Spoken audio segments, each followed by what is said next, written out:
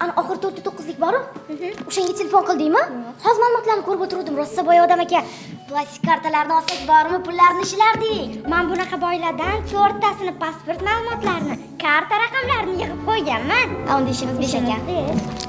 Poytaxtda xuddi mana shunday tarzda plastik kartalardan pul mablag'larini, shaxsiy ma'lumotlarni qo'lga kiritish bilan shug'ullanuvchi Ko'l markaz faoliyatiga chek qo'yildi. Toshkent shahar Ichki ishlar bosh boshqarmasi va Davlat xavfsizlik xizmati xodimlari tomonidan olib borilgan tezkor tadbir davomida bir guruh shaxslar Mirzo Ulug'bek tumanida joylashgan uylardan birini ijaraga olib, u yerda Ko'l markaz tashkil qilganligi aniqlandi. Jinoiy guruh soxta qo'ng'iroqlar orqali fuqarolarni firibgarlik yo'li bilan aldab, mol-mulklarni talon-taroj qilish bilan shug'ullanib kelgan. Ushbu jinoiy guruhda 2 nafar tashkilotchilar hamda 20 ga yaqin operatorlar faoliyat yuritgan.